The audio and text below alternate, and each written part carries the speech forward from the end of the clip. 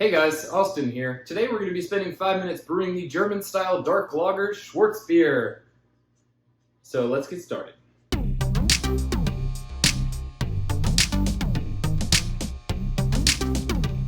First up, we're going to filter our water through a standard carbon RV filter because I like chlorine in my swimming pools and not my beer. Next, I'm setting my electric brew kettle to heat my water at 150 degrees, and while that water's preheating, I'll go ahead and mill my grains. Today I'm going to use the grain bill listed right over here. To adjust my water profile, I'm using this combination of gypsum, calcium chloride, and Epsom salt. Once my water has reached its strike temperature, go ahead and add in your milled grains. Be sure to give them a good stir because sometimes the grains like to stick together. At this point, I'm adding a few milliliters of lactic acid to make sure my mash pH is in that 5.2 to 5.5 range. Then it's time to wait 60 minutes, stirring every 15 minutes or whenever I remember to actually do so. At the 60-minute mark, I'll bump my grain temperature to 170 degrees before pulling them out of the kettle and letting them drain. Performing that mash out step with the grains still in isn't completely critical, but it's good insurance to make sure you hit your target gravity. Go ahead and set your kettle to boil temperature, and during this temperature ramp, I like to collect my wort and rinse it back through the grain basket to make sure I'm not missing out on any sugars trapped there. The stainless bowls I use look a lot like my dog's bowl, so I let her help clean up the spilled wort so she doesn't get too jealous.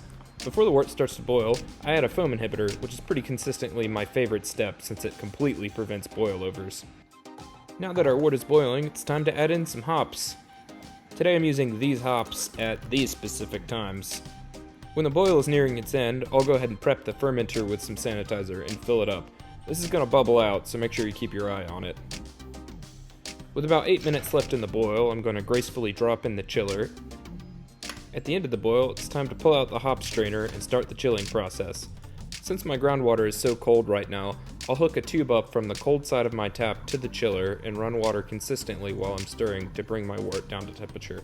Keep in mind, the more actively you stir, the quicker your wort will drop down to temperature. Once the beer is at pitching temperature, or mid-50 degrees for a Schwarzbier, I'll transfer it to the fermenter, making sure to splash it around a good bit to oxidize the wort for better fermentability. Keep an eye on your kettle to make sure you're not getting too much trub into the fermenter, and at this point, it's also a good time to check your original gravity to make sure something didn't go horribly wrong.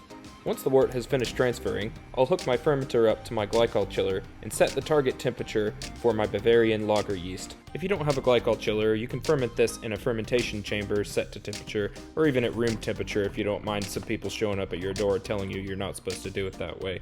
Shake up your fermenter like it owes you money and connect your airlock or your blow-off tube. After a day or so of worrying that you did something wrong, your airlock should start bubbling with CO2 from active fermentation.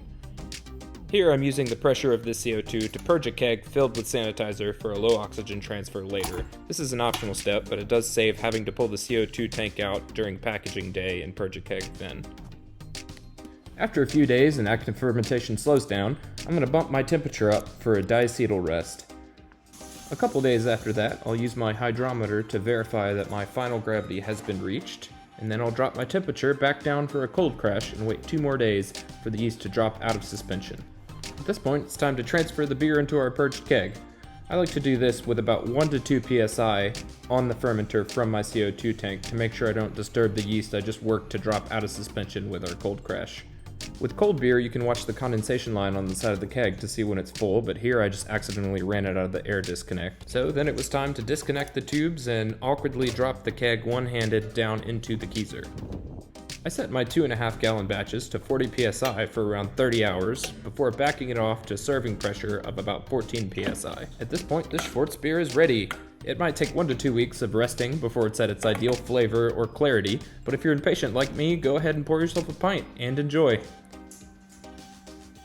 Hello there, 2 weeks later, Austin here with a Schwarzbier update.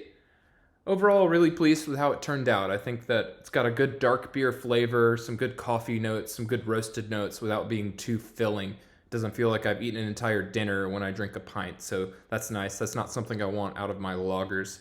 The mouthfeel is good. It's not chalky, which is another thing I worry about with dark beers. I don't really like that particularly. The head retention is all right.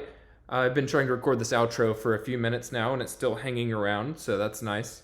Overall, I'm pleased with it, happy with it, and wish I had more than 2.5 gallons. Cheers.